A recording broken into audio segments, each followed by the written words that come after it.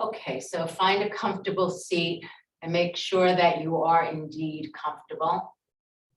And just notice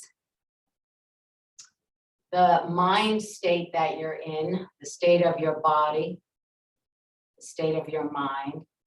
Likely that it's somewhat fragmented. I mean, it depends. Oftentimes when we get out of bed, it's less fragmented, but if you've been doing a lot of things, it's likely that it is fragmented in the sense that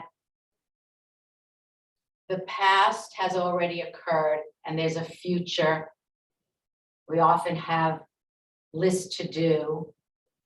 So see if you can literally set it aside for now, put it down. Just sense whatever image you can conjure up, whether it's descending your shoulders or using, as I'm doing, my hands to set something down. See what enables you to set aside that somewhat fragmented aspect of your body and of your mind. And then use either the breath or the parts of the body that are connected to the earth, we call them touchstones, as a means to anchor your body, but also to anchor your mind. So settle down, settle back without leaning back.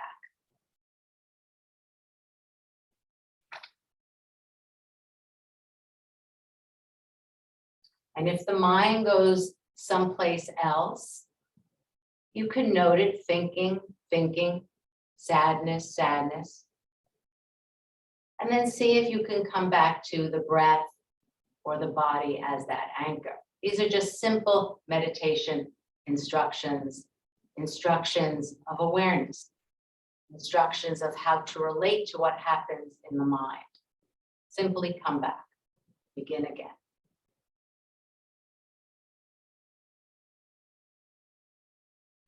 Then I want to read to you again from Sylvia Boorstein's. I've read this before, but I just love. Sense that you are confident in the future. Note that everything is manageable. Knowing that you are on a noble path of loving, of awakening, of compassion, of appreciation, of wisdom. And know that this very confidence can hold all the pain and sorrow and fear and disappointment. Have confidence in your own capacity to meet this moment fully, to meet this moment as a friend.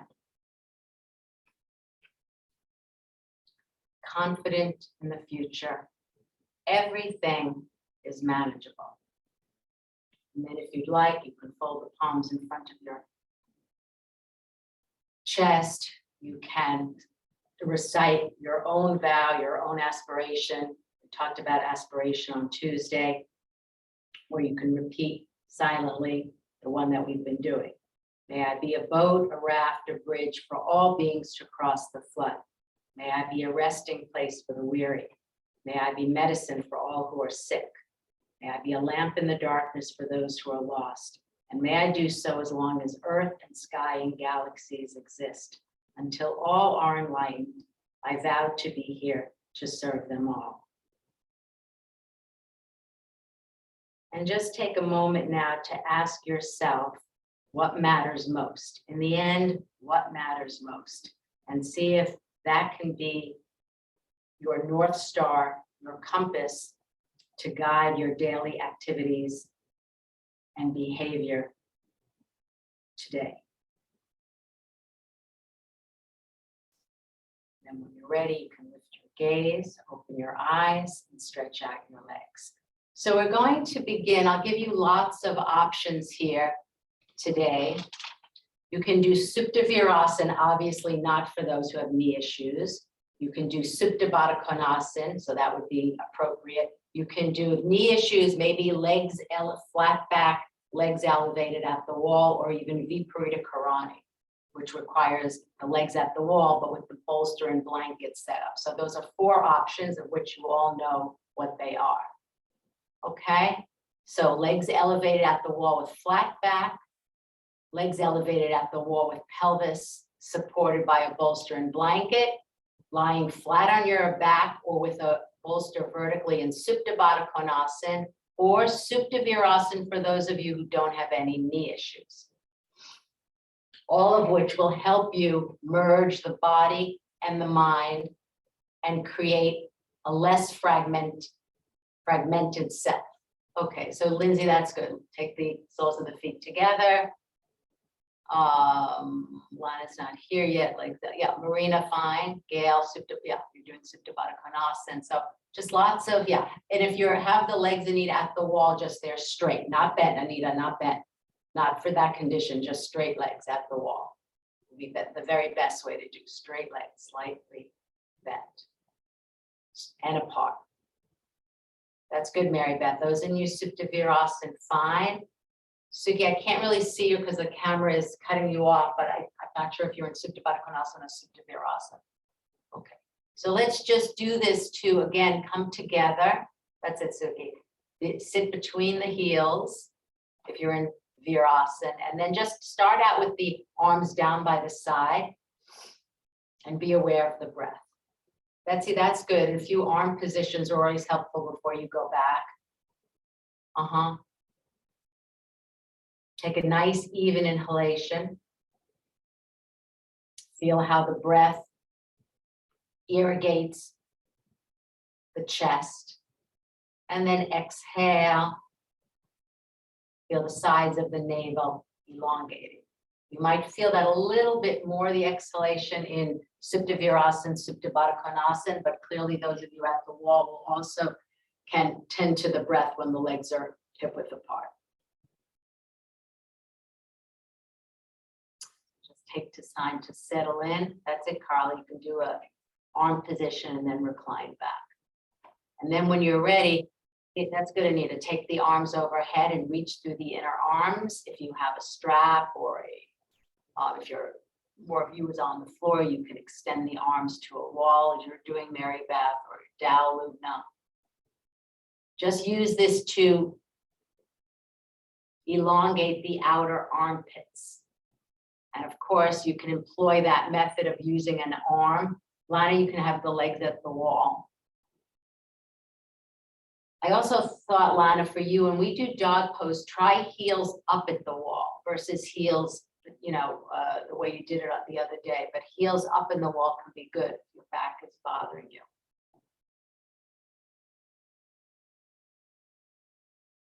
Okay, now hold in bound hand. That's good, Kegi.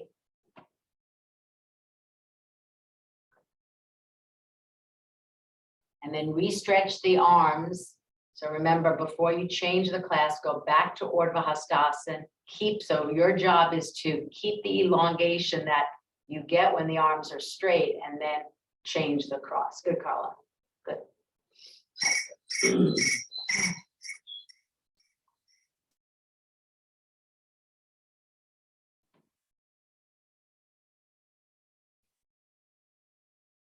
Then once you've spent that same amount of time, then just take the arms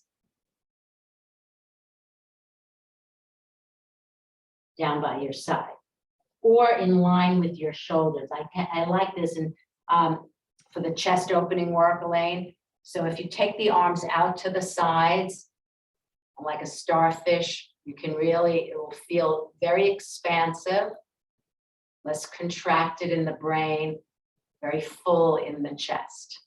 So just have the arms in line with the shoulders.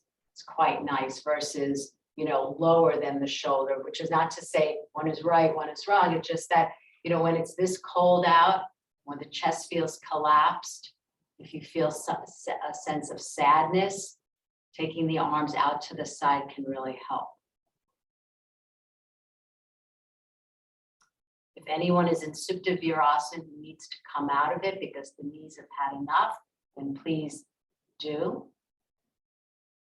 If you're in Supta Swastikasana, which I see some of you are in, then please change the cross of the legs by now. Supta Baddha Konasana, people can stay where they are. Lana, if you want to do the Ardha Padmasana at this point, that's fine, or Supta Padangusthasana 4 with the foot against the wall, you could do that now.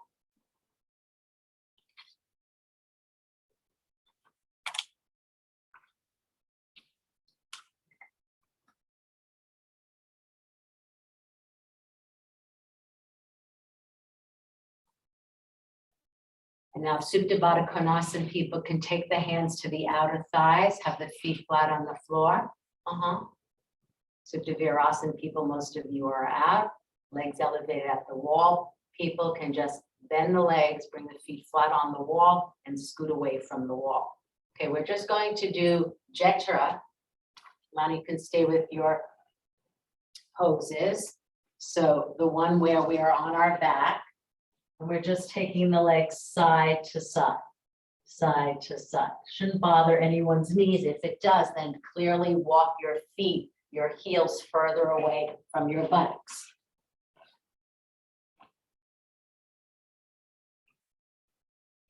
So feet are hip width apart. That's it, Gail. Go side to side to open up the groin. Have the feet hip width apart.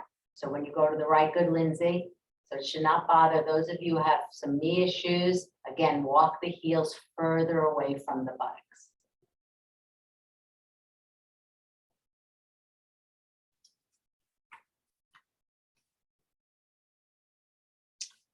So we're going to continue some work with some preparation work for leg stretches, which is groin work, which we also do for abdominal work, prepping the hip flexors. So now what I'd like you to do is something we often don't do, but you can have your chair or the sofa or whatever you have access to. Elaine, this is fine. You're just going to take your hands to the outer edges. So this should not be an issue for any of you who are having wrist issues.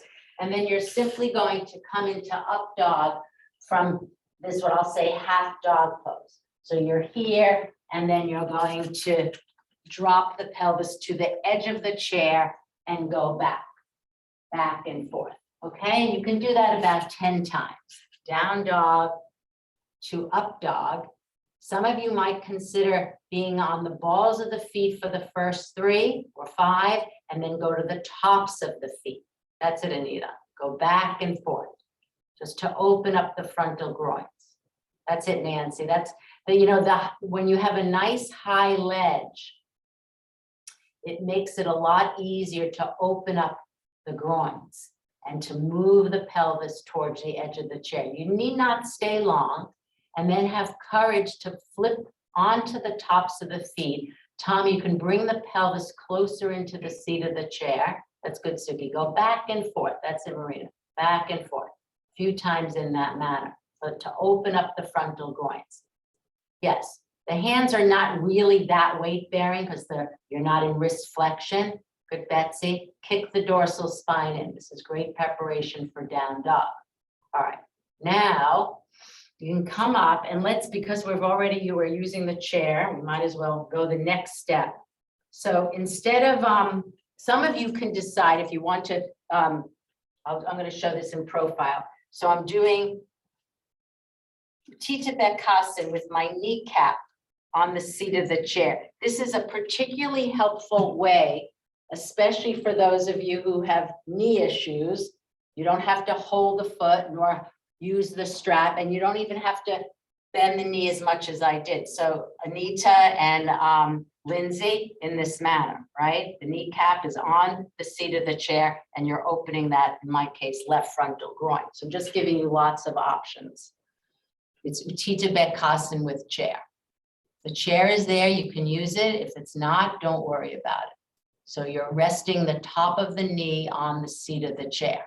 And then for those of you with knee issues, there's no reason to hold the foot and bring the heel, Marina, good, to the outer buttock. If there's knee issues, then I would avoid that. I hope that's clear. Mary Beth, just lift a little more from see how the chest wants to come forward to the wall. We need the same thing. Really strongly lift from the sides of the pubic bone. Change sides when you're ready. Good.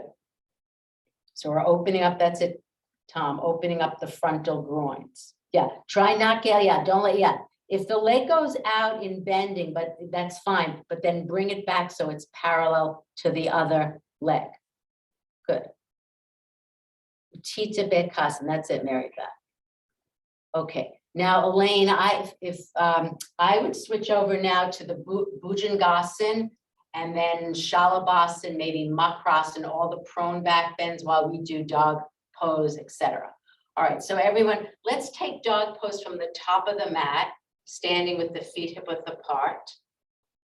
Let me see what everyone, now Lana, for you, I think, you know, depending on, you might consider taking your heels up at the wall. I'm saying this for anyone who has had some back issues, doing down dog with the heels up on the wall is helpful.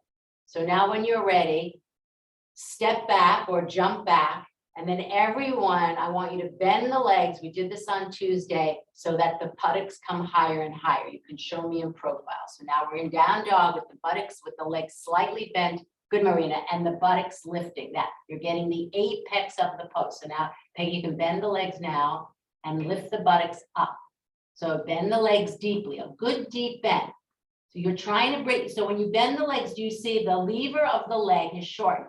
And see how the chest comes closer to the leg. That's a good thing. Now slowly begin to, good Yokiko, begin to straighten the legs. This first one will be the hardest one. Remember to open up the armpits as you did in the supine poses. Good, Nancy. If you need blocks under the hands, take it. Have the feet hip width apart. Heels can be at where wall and floor meet, or actually up against the wall. Elaine, that's good. You can do the Ekapada Bekasana and do the Bhujangasana in between those, Elaine, and then shift to, you know, the cobras and the locust poses. Okay, and now just rest child's pose. But I was thinking that if, you know, child's pose can feel really good anterior supported, or even better, Pavanmuttasana, sitting on a chair and reaching out to a wall. Lindsay, that's the one. That can be really good exactly at the wall. That's one of the best ones. That is, if you don't have two chairs, yeah, with the legs apart. That's a possibility. That's a beautiful one for the back. And then you can put the blanket, not for Lindsay, but for Lana, between the thighs and the abdomen, and imagine someone pulling it behind. Okay, let's take a look. Remember, right now the arms are straight. Tom, see if you can. So remember, we're still in the dog pose mode. So I want the arms straight. And Elaine, you're getting the work in the dorsal spine, staying with the class now. Arms are straight in child's pose, straight. Elbows are straight, they're not bent. Okay, now from an all four position, take Adho Mukha Svanasana again and repeat with bent legs. So you come up, you keep the legs bent to get the buttocks higher and higher, and then slowly begin to straighten the legs. Suck those outer shins in, everyone. Didn't say it on the first round, but now we're nuancing a little bit more. Yes, resist the inner heels away, open the backs of the legs. So the legs are straight. Good, Betsy. Legs are straight, arms are straight. That's it, Suki. Arms are straight, legs are straight. Dorsal spine moving in away from the wall that you're facing. And now sink the heels down. Sink the heels down. Make the outer circumference of both heels come down to the floor. Okay, now take a calf stretch. Walk forward.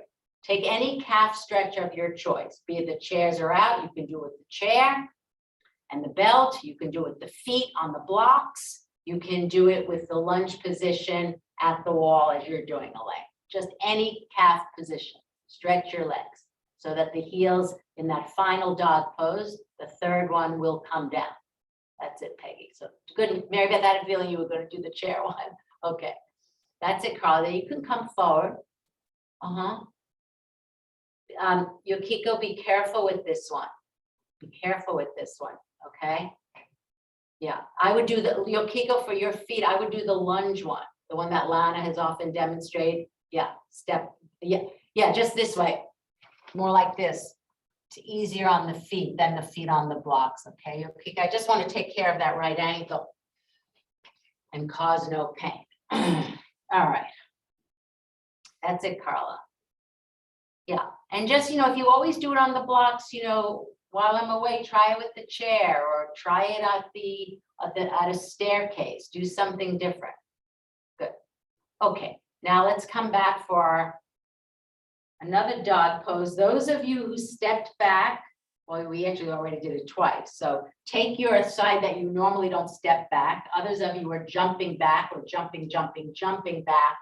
And this time, don't have the feet at the wall because we're going to do one-legged dog pose. So when you're ready, line out one-legged dog pose, I probably wouldn't do. Because symmetrical when it comes to back issues is always better than asymmetrical, except for Supta Padangusthasana 1. If it's bothering you. Okay, dog pose is perfectly fine.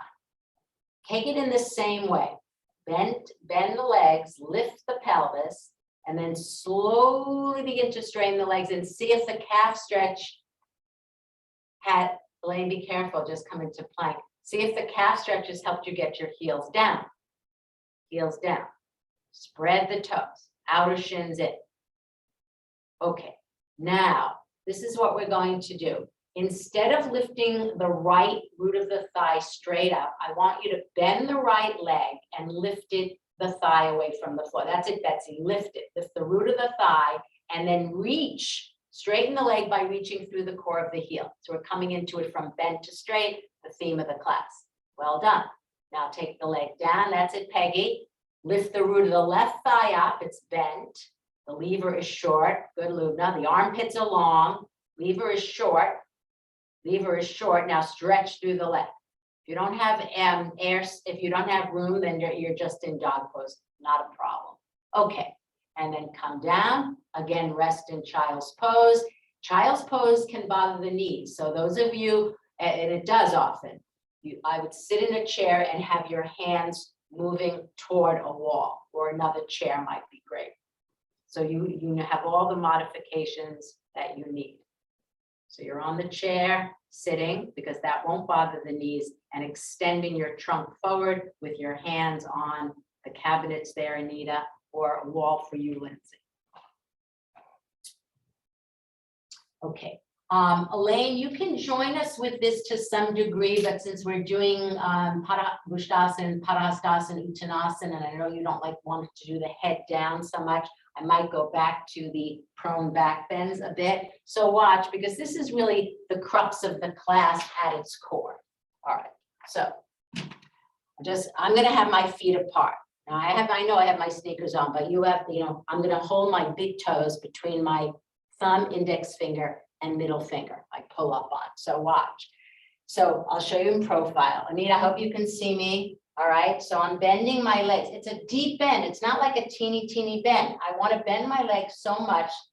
So I wore white today, black, so you can see how my chest basically is on my legs. I'm going to hold my big toes. My feet are hip width apart. My back will be somewhat concave right here, the dorsal spine. And then just like you did in dog pose, I slowly begin to straighten my legs. But I want you to observe, how do you straighten your legs? The first thing you have to do is press the four corners of the feet down into the earth. Lift the arches up. Lift the backs of the thighs up. Suck the outer shins in as you move the inner knees away. And then straighten the legs to the degree that you can. Don't worry if you can't straighten your legs fully. You'll have a good few times to do that. All right, Padangusthasana, you can show me in profile. Let's just take the arms overhead. Get length that we all need. We spoke about this last Friday with Peggy's inquiry about full arm balance. Elongate your armpits. Now bend forward. Keep the legs bent. Hold the big toes. Bend the legs, so I think everyone can hold the big toes. Yes. And now follow that line. How does one straighten a leg? In this case, two legs. You have to press the feet down first. The arches will lift as a result of that. The backs of the thighs will lift as a result. Good, Marina. Buttocks are lifting. There's the apex of the pose. Widen the elbows out to the side. As you begin to straighten the legs, descend waist, side, ribs, and head. Tom, if you bend the legs enough, you probably don't need the strap. Just try it in that way. Okay, do it again. You don't have to stay with the head down too long. So bend the legs deeply. Why? To merge the abdomen, the lower abdomen with the roots of the thighs, and then follow that line of how do you, if you had to write an essay, how do you straighten the legs? What's happening? Feet are pressing, arches are lifting, backs of thighs and buttocks are lifting, outer shins in, inner knees away. And do that one more time, Padangusthasana. And Elaine, you can just stay with the leg bent and so that the head is off the away. Go slowly, it'll be worth your time. All right, now come up and we take it one step further. This time we're taking the hustas, the hands, underneath the feet. Challenge yourself to get so much of your hand underneath your feet so that your toes wind up against your wrist line, okay? So in order to do that, I'm bending my legs. I insert one hand, we'll do it twice so that if I'm inserting my left hand first, I'm gonna wanna insert my right. And then see how I keep my legs bent. My chest is merged onto my legs, and then any amount is any amount, straighten the leg. All right, Padahastasana. We'll do it once and then we'll do it again, inserting right hand, but go slowly. See what it takes to straighten your legs. Arms are up, arms are down, insert one hand, one hasta, then the other hand. See if you can get your hand so much underneath the foot that your toes up against the wrist line. Now, it's true that the hands want to lift the feet up, but press the feet strongly as you straighten the legs. Descend waist, side, ribs, and head. And then slowly extricate left hand, right hand, and up you come. And we'll do it obviously one more time, inserting the other hand. So probably most of you took the right hand under. So now the left. Take the arms up without taking the thighs forward. Exhale, bend forward. Insert left or right. Bend the legs strongly. Get your chest, your lower abdomen, below the navel to rest on the roots of the thighs. That's it, Carla. And then slowly see what it takes to straighten your legs. See what it takes to straighten your legs. Straighten the legs. That's good, Betsy. Okay, now extricate left, then right. Inhale, up you come. All right, have a blanket, have a wall. And then we're doing my favorite one. I always laugh when I do this one because very early on in my career, Patricia was my teacher and she had I guess it's a DVD now, I forget what they call it. Anyway, it's a video. Mary Beth, you probably remember this video. It was beginning Iyengar Yoga. Anyway, and she taught, and I always found Uttanasana to be very hard. It was very hard for me. I wasn't really very flexible. So when she taught it at a diagonal, I was so pleased because I said, yeah, at a diagonal. Now, Elaine, I thought for you, when we do this angular Uttanasana, you can do this. And I taught this, I don't know if you guys remember this. I call this angular UPP.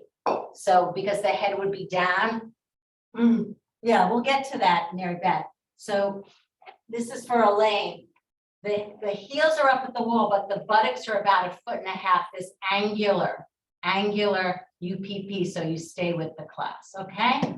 All right, so this is what we're doing. Back to angular Uttanasana. I have my blanket, could use a rolled mat, and I know exactly, I don't want to, there's too much of a roll, there's too little of a roll. At some point, you know just what you need.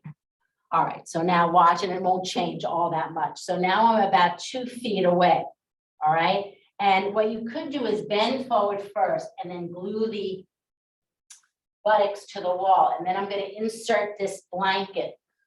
I tuck it in, you see? And this is what I was saying, Lana, with the way we do this on the chair, Padangusthasana is helpful. And then watch, I'm going to push the wall away and then slowly straighten my legs. But watch. So even when I come into it from bend, you can go to that angular Uttanasana. And then you can go straight to straight. So you decide, you want to do bent to bent or straight to straight. It's up to you. You could do both. All right. That's it, Lubna. All right. So angular, good, Marina. And now slowly get that angular Uttanasana. You can straighten the legs since most of you are doing bent to straight angular. This is good. Yeah, have the heels significantly away from the wall. Tom, this is probably for you the very best way to do it. And then if you need to, put your hand against the wall, let your buttocks come away from the wall so that the legs, that's it, Lindsay, are over the heels. The hips are over. This is such a good way to do it. Okay, if you'd like to repeat it if you haven't done it already. So this is really helpful. You start off with an angular bend, straighten the legs, and then push yourself away from the wall with straight or bent, and stretch your legs. And Tom, I think this is the very, very best way. Remember the feet are hip width apart. Okay. All right, now we're going to do the one that's awkward, and Elaine, I'm not going to have you do this. This is the one where the back is against the wall. This is an Uttanasana iteration that's not commonly done. So I'm going to show this rather quickly. So especially if you have tighter hamstrings, you're going to be significantly away from the wall.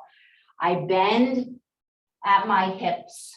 And I'm going to keep my legs bent as I walk in. And I'm aiming, I'd like to get as much of me on the wall. I stay with bent, I go to straight, bent, straight. So you get a twofer for this one. Notice how to come up, I swung my head to the right, and then finally I'll place the foot at the wall. So the twofer in this is not only are you stretching your legs, but you're massaging your spinal muscles, because part of doing forward bending is if the spinal muscles, Elaine, I wouldn't do this one. Yeah.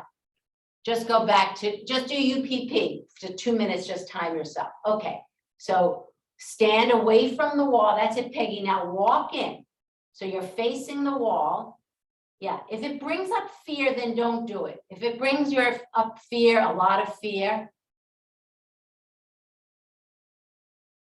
That's it, Lubna. Now just walk in. That's it. Slide your back down the wall. I'll show you a way that is more palatable to do for some of you. All right. All right. Now to come up, just swing your head right or left. You might have to back up away from the wall. Rest your forehead on a surface and just rest there. Okay, so I want to go back to the bent leg rock and roll. I was inspired by Peggy on Tuesday. So I'm going to take, and I think most of you will need at least one, if not two bolsters. So I'm just going to be the person I'll go in between the two bolsters and be a bolster and blanket. Now just watch carefully.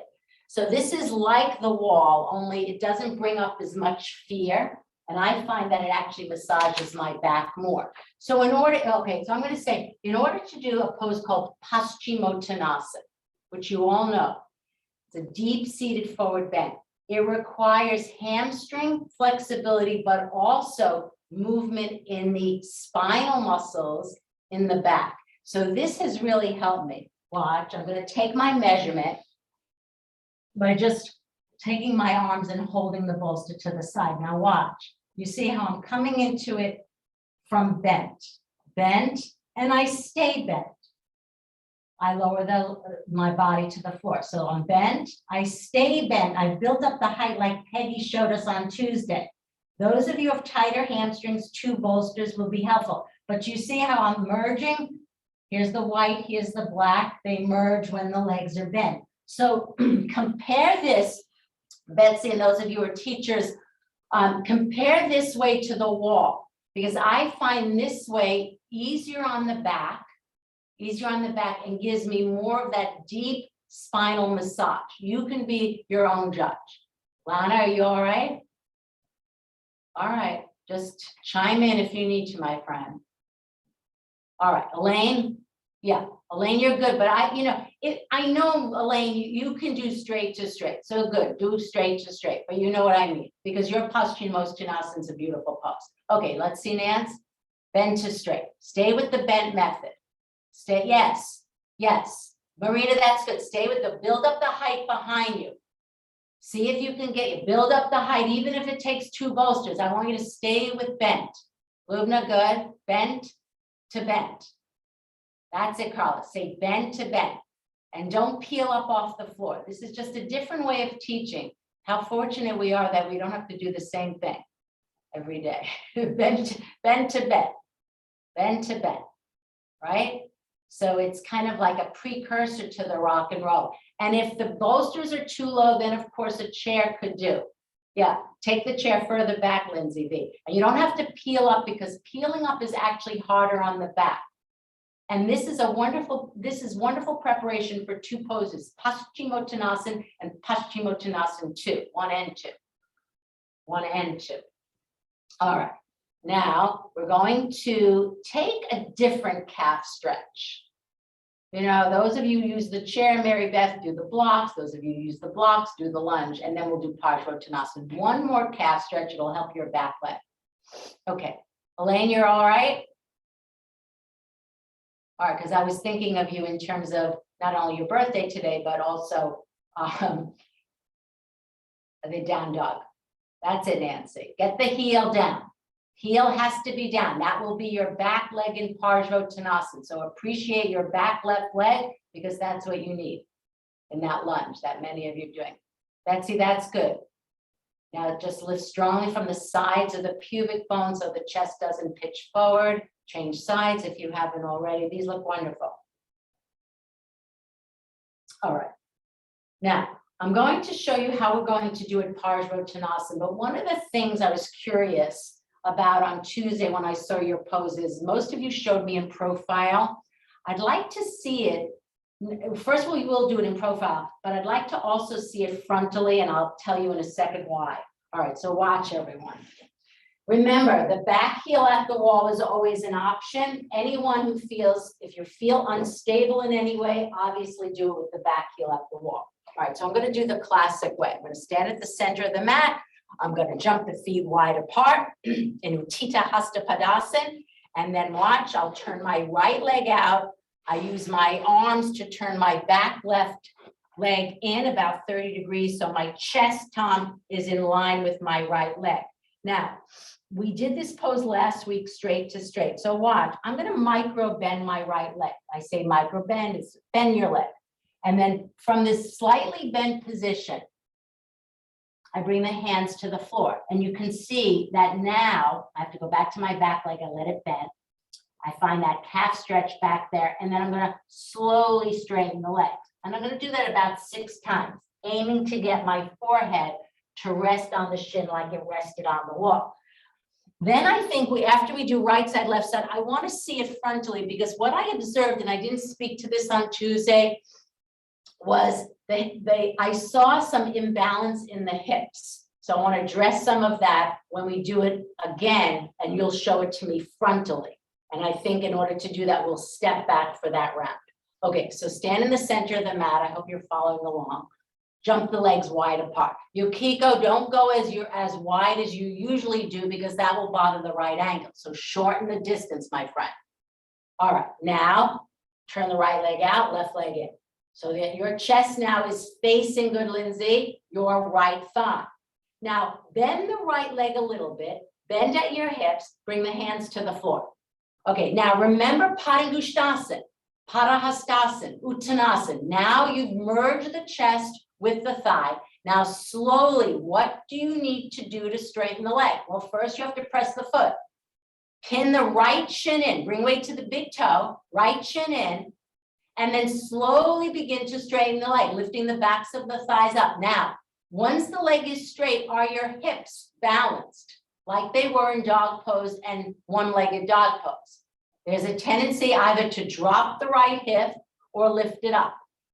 So are your hips even? Are your ilium bones even to the floor? And now go down. If you're straightening the leg and if you've lost the merging of your chest with your leg, then throw in the blanket there. We didn't do that on Tuesday, but might as well. Yeah, go right. So you're aiming to get the chest, good Marina, onto the thigh, but now another part of the pose is balancing the hips side to side. Okay, now place the hands on the hips. Good. Inhale, up you come. We'll go to the left and then we'll repeat. I want to see the hips balanced. Okay, so stand in Samastiti. Of course, it might be easier on this side if the hamstring is more pliable. We've lubricated the back. That will help. Now jump or jump, jump, jump or step. Back heel is always an option. All right, your chest is facing your left leg. Shorten the distance, Yukiko. Well, yeah, I know the right leg is behind, but I still want it short. Okay, now bend, micro bend the left leg. I might get my Iyengar license revoked by micro bending, but bend the left leg a little bit. Okay, merge the chest. Why are you bending it? You're bending it to merge the chest with the thigh. If the chest doesn't merge with the thigh, it will bend the leg more. Now, Lubna, for you, it's bend, but now if you begin to straighten the leg, then the blanket comes in. That's it, Carla, go. Keep that back heel down. Back heel, back leg is straight. Good, Lindsay. Back heel straight. Ellen, that's it. Come on. Draw up more on that front knee, outer left knee to the hip. Now, ask yourself, and this is what was hard for me to see on Tuesday, because in profile, is the left side of your hip dropping or is it lifting? I want it even, Steven, like Prasarita Padottanasana. Okay, which I think we'll do. Okay, now place the hands on the hips, inhale up you come. Okay, so we could go back to dog pose, but for Elaine, since it's your special day, we might as well do Prasarita Padottanasana. So in Prasarita Padottanasana, let me show from behind. In Prasarita Padottanasana, the legs are, see, the hips are balanced side to side. It's a symmetrical pose. Now, as soon as you can see, if I were to come back here and step back to Padottanasana, I don't want to see that front hip lifting or dropping. So let's find it in Prasarita Padottanasana so you have some way to compare. Take the legs wide apart. Prasarita Padottanasana. Bend forward. Good. Bring the hands to the floor. Concave back. Now, observe how your pelvis is balanced. Winnie, it looks like your right hip is dropping a little bit. So you can lift the right hip slightly. I want to see the pelvis even, Steven. It's easy to get it in Prasarita because if it's a symmetrical pose, it's much harder. Good, Marina. Buttocks rolling forward. Okay, now have that body memory. Place the hands on the hips. All right, now what you're going to do is show me you're going to do this pose the way I demonstrated. So you're going to step back with your left heel. You're going to do the same pose so I can see your buttocks if they're even, Steven. We didn't do this on Tuesday, but this will allow me to help you with your poses. All right, so your buttocks are facing me. But you, okay, Lance, you have to turn around. So your buttocks, that's it. So have that orientation. Step back with your left heel, right leg's in front, and now bend forward. We might as well do straight to straight at this point. Now, that's good. All right, Elaine, you have it. Anita, see this. So the right hip, I saw this on two. The right hip is dropping a lot. Come up maybe a little bit higher on your hands. See if you can get your pelvis. Carla, the right hip also dropping. Right hip is dropping. Carla, now draw up more strongly from your outer right knee to your hip.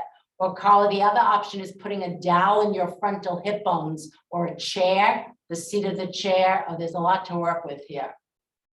Winnie, I think that your back foot is crossing over the median line. If you need to come up, but I want to get to, no, so Carla, take it in the frontal hip bones in front of you.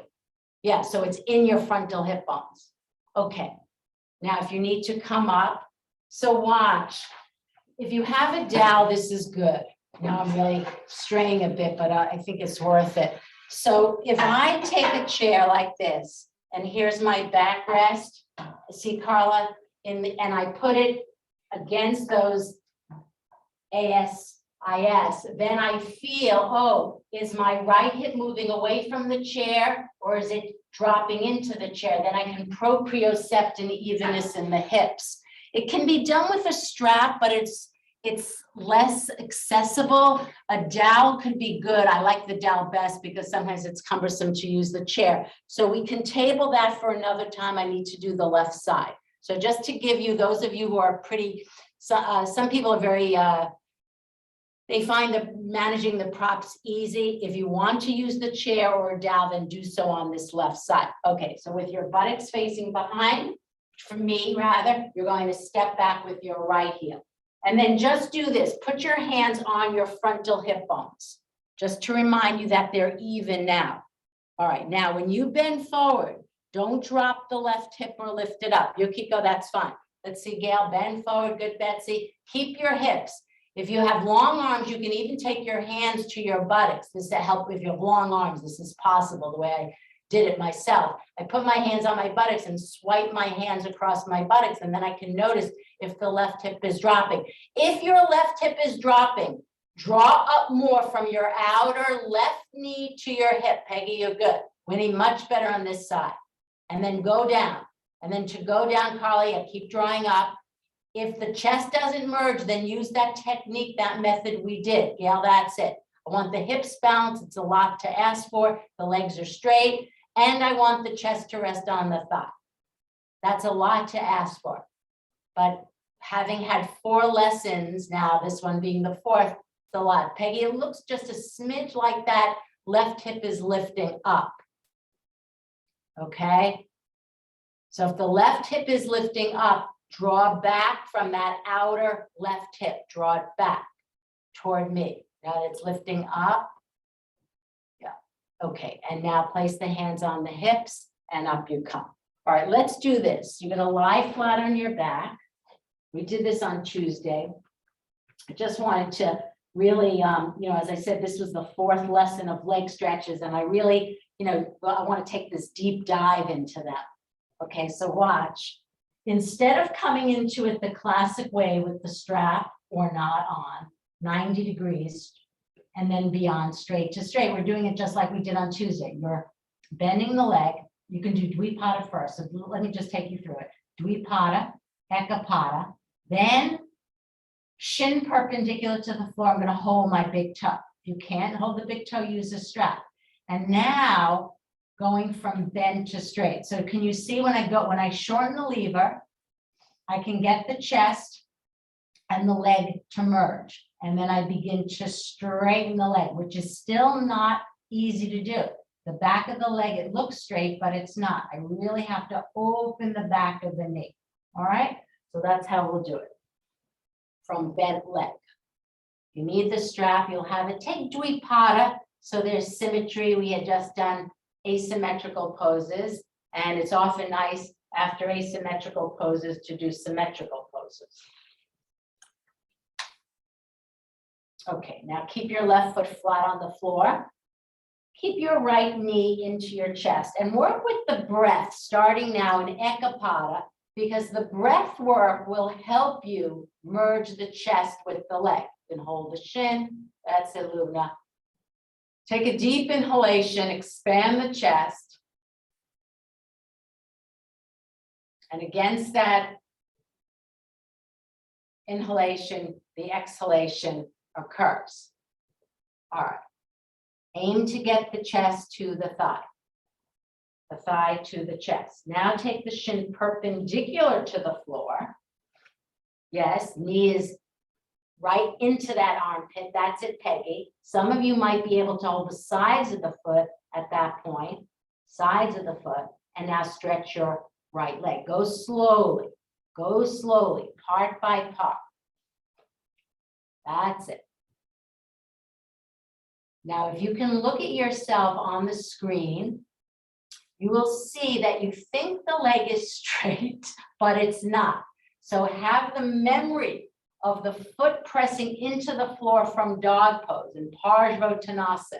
Because when the leg is airborne that we discussed last week, it's really hard to stretch the leg. It has nothing to push into. Yokiko, good. That's it, Carla. Open the back of the knee. Do your best to really open the backs of the knees. Right above the knee, Mary Beth, right above it, but it's a double action. Pair it with right above the knee, press it back to the wall, Mary Beth, and reach from the inner knee, to the inner heel. So we're doing Supta Panibushdasana, one lying on our back. Okay, and then take Dvipada for symmetry. I've been doing a lot of symmetrical work after asymmetrical, and for any of you, Gail and others who have had some back issues over this course of time, it really helps. Okay, so if you're doing one-legged poses, then switch to something in between to symmetrical. All right, now take the left knee in, right foot is on the floor, wait there, merge the chest with the leg, use the breath. So spend some time in Ekapada. Each step bears its fruits. And then shin perpendicular, sole parallel. Peggy, that's it. Knee into armpit. Hold the sides of the foot. Peggy, you can go to the heel now because you might as well try it. Go to the back of the heel with your 2 hands on your heel. Your two hands are holding the back of the heel. Of course, having long arms does help. And then begin to slowly stretch your leg. So now you don't have to worry too much about the hips, although to some degree, they're aided by the floor balancing side to side. It's easier to feel that hip lifting up. Stretch the leg. Betsy, you're holding the back, yeah, the back heel. Betsy, hold, yeah, yes, there it is. There it is. Now, if there's no neck issues, we didn't do it on the other side, raise the chest, raise the head, bring the leg with you, let the elbows go out to the side. Remember what we did in Padangusthasana, Padahastasana, and Uttanasana. So this is how you can really improve today your leg stretches. Okay, and then take Dvipada. Now we didn't do the final one, well, I shouldn't say final one. We didn't do Utthita Hasta Padangusthasana on Tuesday, but I would like to take it. So I'm going to give you some options here. So those of you, Nancy, you can put your foot with, when I say with support, that means the foot's either on something like a ledge or a draw or against the wall. But I'd like everyone to do at least this, lifting one leg. So here's the bend. You can alternate like marching. And then for those of you who are actually going to do it freestanding, you will pull the big toe, the outer edge of the foot, and then stretch the leg. So basically it's bend to straight, Utthita Hasta. You don't lift the leg and take the pose, okay? All right, so just lift the leg up and down. You can alternate. Lana, let's see. You could use support. Those of you who need a chair, you can build up the height of Tom. You might need for the full pose, the chair and two bolsters. Just lift alternating. So bend, aim to get the root of the thigh to the chest. Get the leg, yeah. If you're using a strap to do Utthita Hasta, don't put the strap on the foot from the floor up. You lift it, then you'll put the strap on, then you extend. That's the very best way. All right, so now take Utthita Hasta. When you're ready, freestanding or with right foot at wall. I'm giving a lot of options. Lana, just be careful in the freestanding on your back. All right, so the foot, I think, yeah, could be at the wall, would be easier. Nancy, Gail, you can use your ledges. Elaine, that's beautiful. Winnie, that's fine to use the backrest, but it's a little, yeah. Let's see. Peggy, now lift this. I think the aerial leg could be a little lower because it's throwing your chest forward a little bit, Peggy. The chest, yeah, I want the chest upright. Good, Mary Beth. All right, change sides. I'm not keeping you long. Good, Anita. Remember to keep that, the leg that's on in contact with the earth, you need it straight. So lift it bent and then come back to this root of the standing thigh. That's it, Betsy, and then go. Now, those of you who want to move on in this pose can hold the sides of the foot, and then just like you did on the left side in Supta Padangusthasana, Betsy, yeah, lift your leg up, let the elbows go out to the side, and aim to merge now the forehead with the shin, the final stage of Parsvottanasana, which is not so easy to do. Marina, I think you could step in a little bit in the root of the thigh back. Carla, that's good. Okay, these have improved a lot over these 2 years, almost 2 years. I think will be 2 years, March 13th, Lindsay's birthday. It's hard to believe. All right, now this is what I'd like to do. Let's see. Can we do dog pose again? Elaine, you don't need to do repeat Utthita Hasta. And then I just want to show the standing split that kind of brings us full circle. So dog pose, everyone, Lana, heels at the wall. Elaine, you can do Prasarita Padottanasana or repeat. Yeah, repeat Utthita Hasta, might as well. Okay, so now everyone dog pose. Just for symmetry. All right, dog pose. In profile is best. Elaine, that's good. Now hold for both, hold the sides of the foot, Elaine. Yes, now lift the leg. Yes, there you are. There's the final. Good job keeping the standing leg straight.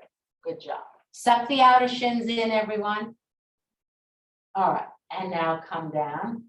So now an hour in, we're finally getting what, sometimes poses lead to, a sequence will lead to what I call a crescendo pose. And this sequence, among many characteristics, does lead to a crescendo pose. And we're also planting the seeds for even more challenging poses, but the crescendo pose that we're going to is the standing split, which is called Urdhva Prasarita. Now I forgot the name of it, Ekapadasana. Urdhva Prasarita Ekapadasana. All right, one leg lifted, apart leg. All right, so watch how we're going to come into it, not the classical way. All right, so I'm going back to Parsvottanasana. I'm going to step back, so watch. Keep the back heel down. I'm going to come into it the same way because I just want my mind to absorb what I'm doing. Keeping the hips balanced. These are my frontal hip bones, my ilium bone. Focus on the back leg, keeping straight. Okay, and then I'm going to bend my leg. See, I'm merging white and black, right? Merging them together. Then what I'm going to do is shift the weight forward. I'm reaching forward about 9 inches from my right foot.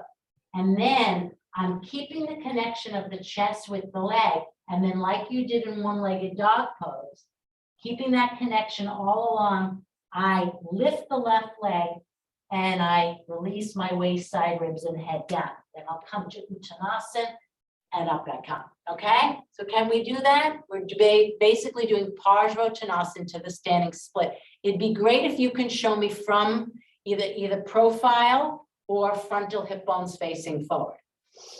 All right, so with that said, step back with your left heel. Lana, you might not want to do this or just come into the transition of chest to leg, all right? On the leg. All right, now you can, I showed it with straight legs coming into, you could even bend the right leg. That's it, Betsy. Okay, then bend the right leg and get the chest with the thigh. It's much easier to merge the chest, here's the point, at the beginning than at the end, which is what we do in the classical way. Now shift the hands forward. If you need blocks, you've taken them, Tom. Okay, now get the chest on the thigh. Now lift the left root of the thigh like you did in Adho Mukha Svanasana and then go down. That's it, Gail. Lift the back leg. Don't let the corner of the right hip come forward. The weight should not be in the toes of the right foot. And now, good, Carla, drop that area leg. Take Uttanasana, hold the backs of the calves. And inhale, up you come. Well done. All right, take your standing Tadasana. Exhale, reach back with your left heel, back heel is down. Legs can be straight, bend forward, bend forward. Hips are balanced. So Anita, for you, bring the back hip, the right hip more around if you can. So you're starting symmetrical. And then you'll end with asymmetry and symmetrical. Now bend the legs. That's it.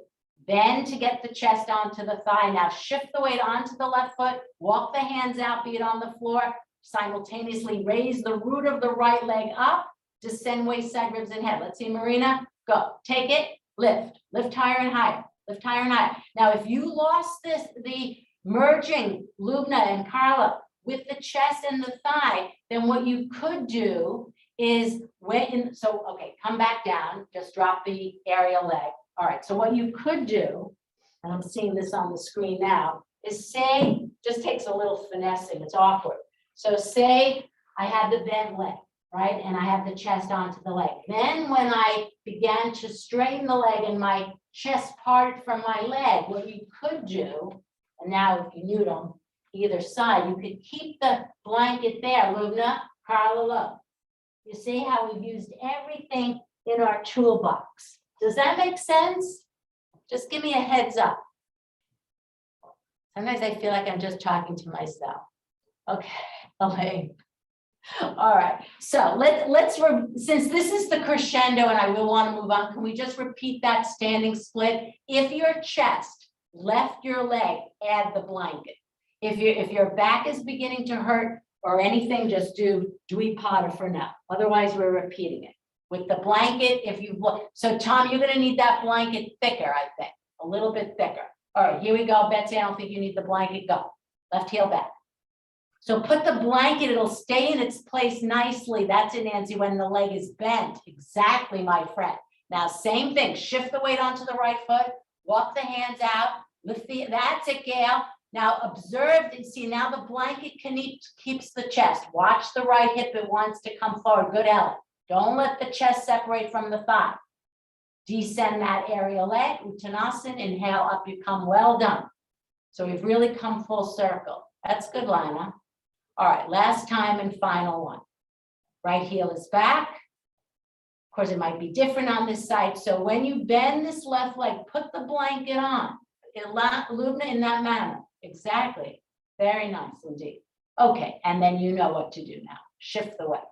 Good. That blanket, or that edge of that blanket, Lubna, imagine my hand at the corner of that hip, moving it back. Good, Lindsay. These are good. Carla, excellent. Okay, and then take your final Uttanasana, which will be the best Uttanasana. Feet together if you want to, otherwise apart. Go down. That's it, Betsy. Go down. Widen the elbows out to the side. Last and final one. I hope these leg stretches were at least palatable and will give you a platform to work with the leg stretches over the next few weeks. All right, now, of course, I'm going to spotlight Elaine, the birthday girl.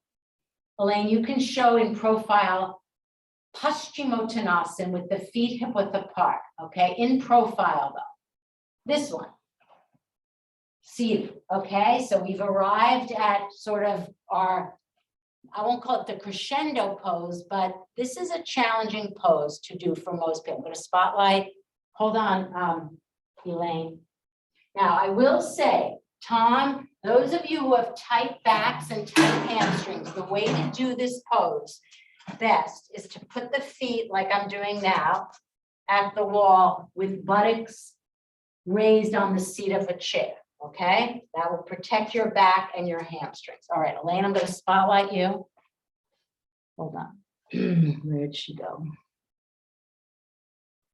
All right, so Elaine, you're in profile. Your feet are hip width apart. Good. Take your arms up. All right, now, before you come forward, bring the arms down and take the hands underneath the backs of the thighs, like tuck them under. Yeah, and show the move, yes. So she's spreading the backs of her buttocks, the buttock flesh, and moving them out to the side. Seal the legs to the floor. Okay, now hold the big toes when you're ready.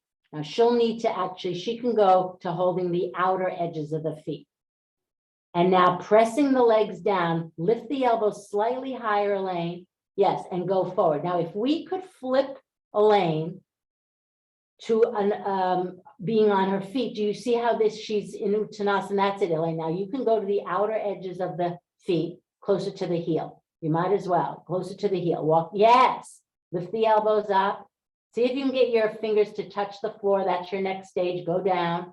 Yes, yes, yes. Look how there's no space between Elaine's knee and the floor. That's a beautiful pose. The back is not flat in Paschimottanasana. It's not dug in. She's a nice, beautiful Uttanasana. Imagine her standing on her feet. And actually, Elaine, why don't you stand in profile on your feet and show us how Uttanasana and Paschimottanasana are like? Just, you don't have to hold it, Elaine. Just in profile. Now, take your arms up. I just want it so everyone understands these poses. Good. And now take the hands all the way back to the heel, Yeah, you can do that. See? Roll the buttocks forward. Beautiful. Roll the buttocks forward. Chest is merged with the legs. Thanks, Elaine. Happy birthday. All right, here we go, everybody. Paschimottanasana. If your back is bothering you, I'm urging you to do it this way with bent legs, hands at the wall. Okay? If your hamstrings are bothering you, bent legs. All right, in this manner. Okay? All right, everybody, let me put it on gallery view. All right. Some of you will need a little bit of buttock support, be it 2 blocks side by side, can work for some of you. All right, or use the bolster. All right, take the arms up when you're ready, as you saw laying down. Now, when the arms are up, focus on sealing the backs of the legs to the floor. Lubna, you could try it like that, but I would sit on some height. Let's take that. That's another way, but sit on some height. Okay, Nancy, that's good. Now, exhale, bend forward. Anita, if you can, just adjust the camera. Now, some of you, Elaine was able to hold the heel. Some of you, maybe the big toes. All right, now lift the elbows up. Okay, move the backs of the thighs back as you move the trunk forward. Okay, Let your spine go forward, go forward. Lift the elbows up so the dorsal spine moves in a little bit. That's it, Lindsay V. Okay. And now come forward when you're ready. All right. If it's challenging on your back, Gail and others, then just stay in the concave stage. Betsy, that's a great, beautiful pose. If this is challenging, and if this doesn't feel good, then we can do, put the bolster underneath your armpits. Okay, lift the elbows up. Marina, stay in concave. Tom in concave. Anita in concave. So you have no, there's no shearing at the lower back. All right. And now inhale, up you come. Now let's just try this. Similarly, those of you who are on the chair, stay with the chair. Take 2 blocks, or it can be a bolster, and put them beyond your feet. And look what I'm doing, not like Elaine did it. This is Elaine showed the hard way. I'll show the easy way. So I'm starting with bent legs. Do you see? Because what often happens in Paschimottanasana is this. This wasn't Elaine's pose, but I'll show you. See how the chest is not on the legs? So watch. I'm coming full circle. I'm bending my legs. I'm making my arms longer by having 2 blocks. And then just like you did all day, all morning, slowly begin to straighten the legs as the side ribs and armpits move forward. So we're going from bend to straight, okay? Those of you can do this at the wall on the chair and go from the micro bending to straight to the degree that you can, so your back doesn't bother you. All right, so that's it, Gail. Bend the legs deep enough so your chest is on your thighs. Everyone can do that. Some of you might need a little bit of height, of buttock height. That's fine. Okay, now keep the chest, merge with the legs, any amount, straighten the legs. Now, when you begin to lose the contact, then what are you going to do? What did we do in the other poses? Uttanasana. What did we do? Yes, Nancy, the blanket. Take the blanket. Take the blanket. What we did in Uttanasana diagonally, what we did in Parsvottanasana asymmetry. Now, fine to do that, Lindsay. Anita, use the blanket. Tom, use the being at the chair. So the chair people are like this. Watch. So this is kind of a logical progression. You're starting bent, and the blank is inserted, but then I'm aiming, look, to straighten my leg. So I'm making some progress with my forward bend, from bend to straight. I hope that's clear.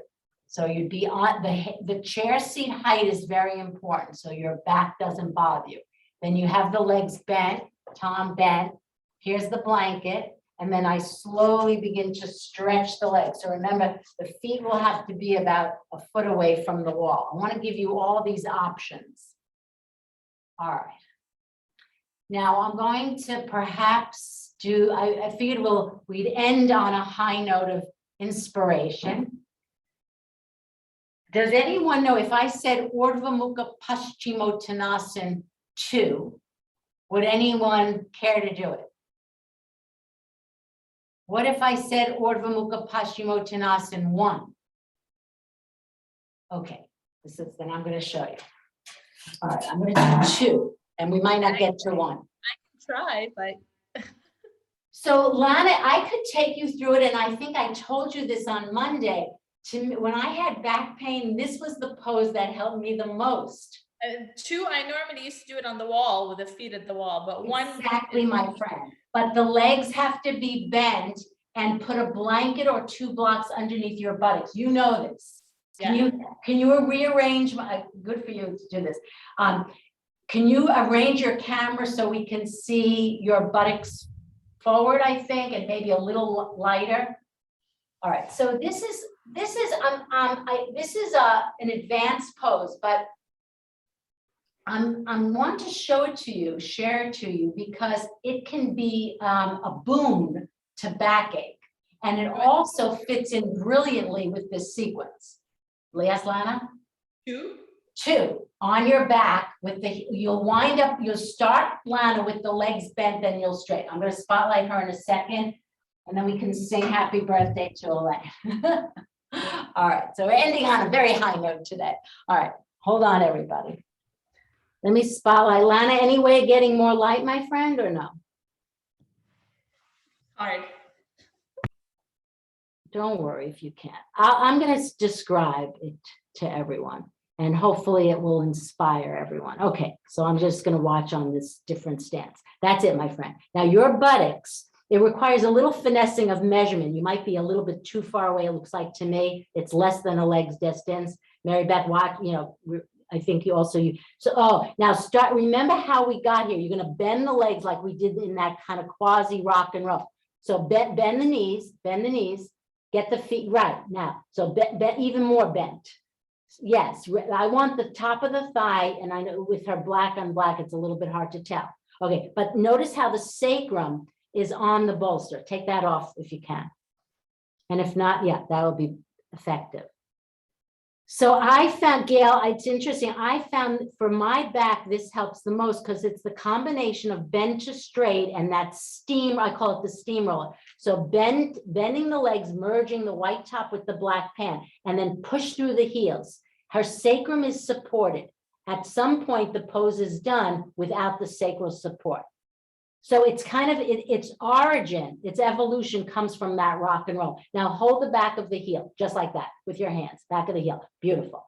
Okay, that's the pose, everyone. All right, so thank you, Lana, very, very much. All right, so one of the hardest part, honestly, of doing this is getting the measurement from the wall, because you want the feet to be up at the wall. So this is what I do. Similarly, I take a bolster and some blanket height.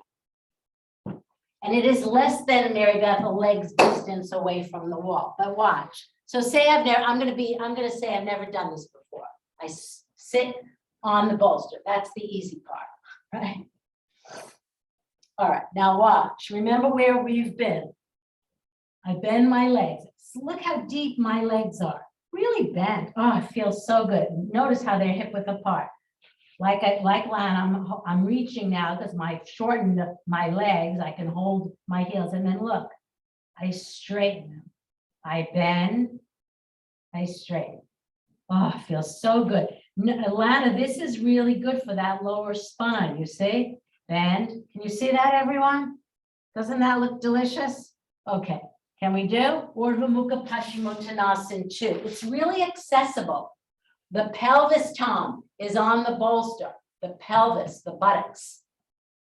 The hardest part about this, I promise you, is getting the distance. Good, Marina. Now hold the back of the leg. So ideally, we want the legs, Peggy, good. Parallel, Peggy. Walk your heels, beautiful. Down the wall, a bit more, Peggy. That's it.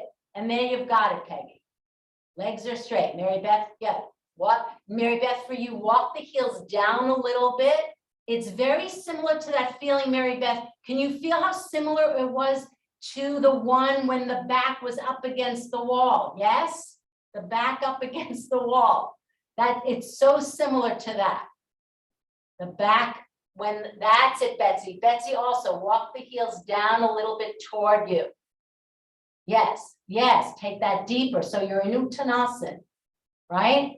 You're in Paschimottanasana, the Urdhva Mukha Paschimottanasana. Now, press the roots of the thighs into the backs of the legs, and then take Dvipada when you're ready. You can take the bolster out or leave the bolster in. All right. I guess we do have, okay, we might as well do it. All right, so now we're abandoning a lot of the earth element. So this is Urdhva Mukha Paschimottanasana 1. And usually when we have a 1, it's usually harder than, easier than the 2, right?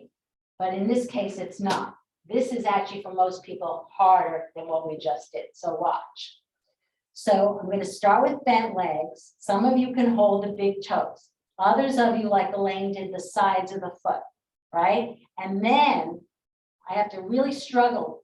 I'm going to take the legs with me. I bring the legs with me as you did in Utthita Hasta, some of you, as you did in Supta Panicusthasana 1. And then I'm attempting, and this is very hard for me, to get my legs perpendicular to the floor, my chest perpendicular to the floor, and merging the upper body with the lower body. Now, mind you, that you can fall back. So make sure you have nothing behind you to fall back. So the first step, is holding the big toes. And we've done this. This is UMPII Padangusthasana, which sets the stage for Urdhva Mukha Paschimottanasana. Then when that's coming along, and some of you will just stay there, then you can hold the sides of the foot. Elaine, because you held the heels in Paschimottanasana, hold the back of the heel. And then the final step, should you decide to take on the mission, Lana, be careful with this one on the back, because the back is not supported. Some of you can either go back to Paschimottanasana on the chair, okay? So Ubaya for most of you, because we've worked with that, holding the big toe. The moving along is sides of foot or back of the heel. And then the final stage, Tom, that's it, but bend the legs, feet on the wall for your back.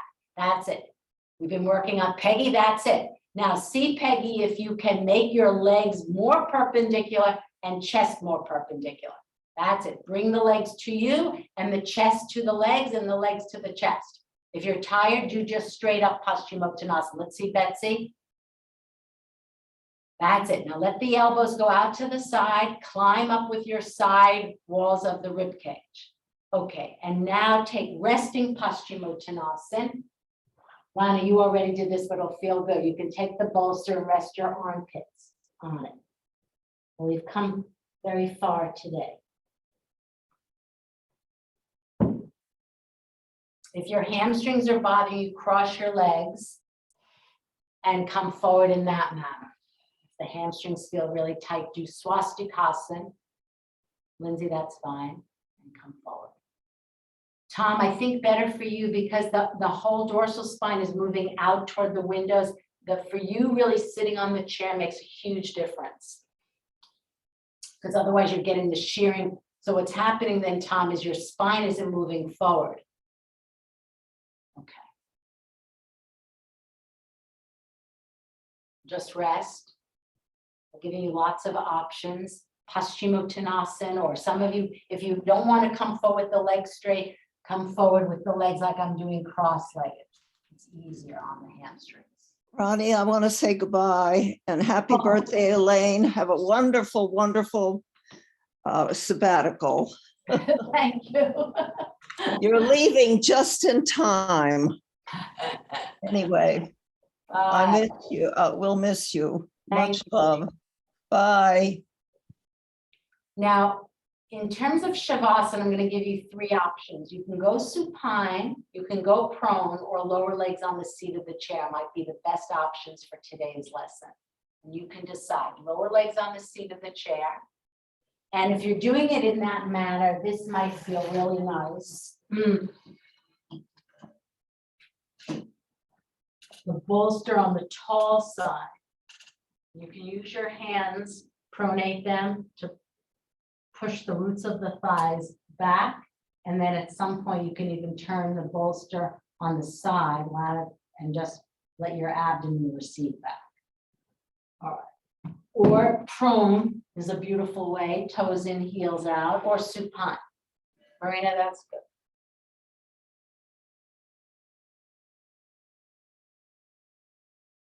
All right.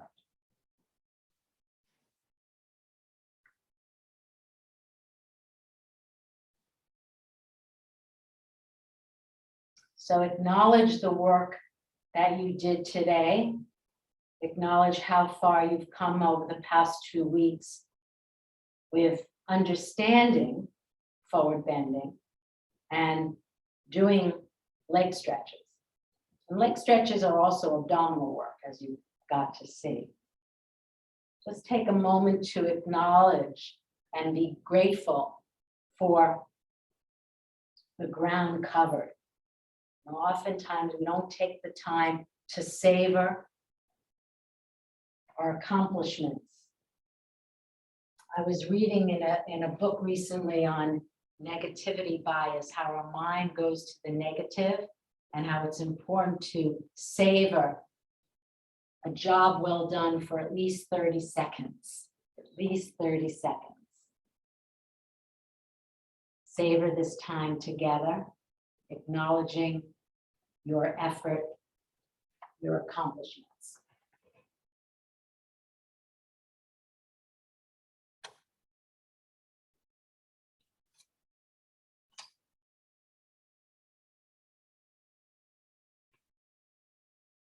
And then just see if you can, for the remaining time that we have together, just dedicate yourself to silence. Sense that you're diving under the waves of thoughts and mind states.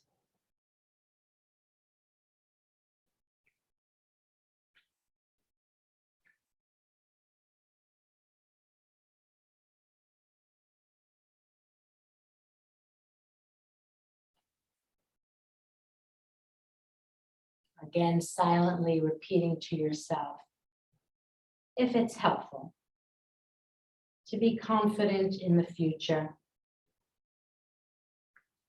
knowing everything is manageable.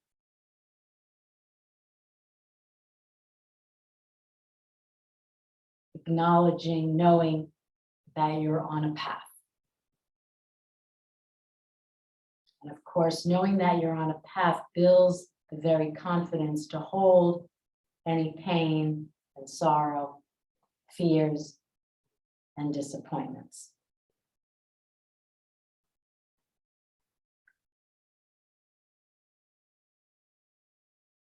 Becoming more and more confident in your own capacity to meet this moment fully, to meet this moment as a friend.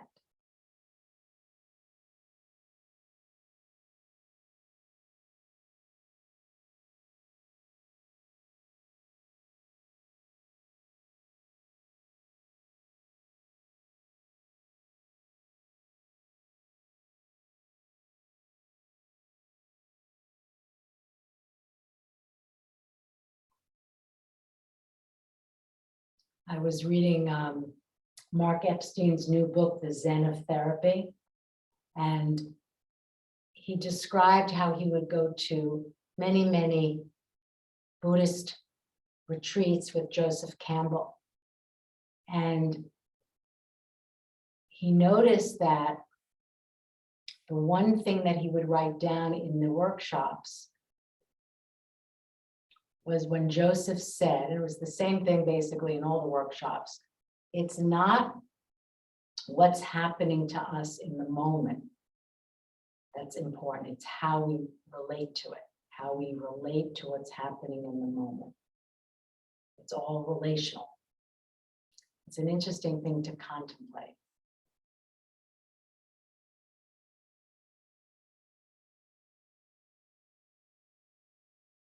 So knowing that everything is manageable, having the confidence in your own capacity to meet whatever is happening in the here and the now, meeting it fully and with kindness, not with a sense of clinging or sense of delusion or aversion.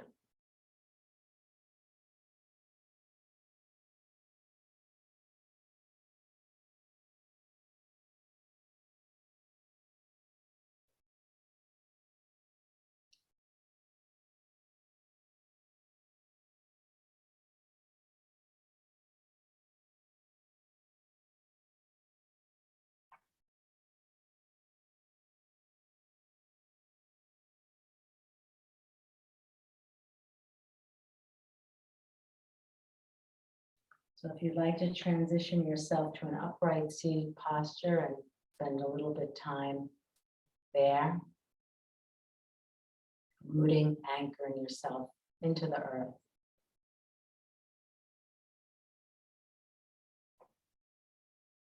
Notice if you're less fragmented now than when you first arrived at the beginning of the class. And just allow the mental energy to descend down, but the physical energy is lifted, supporting you. And as I like to say, sense the two meet in the middle, on the middle path.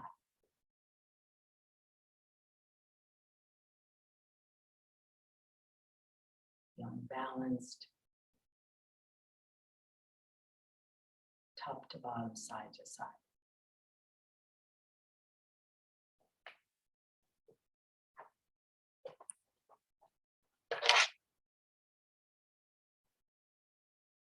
I'm going to stop the recording and we can all wish Elaine a happy birthday. And I'm sorry if I missed the February.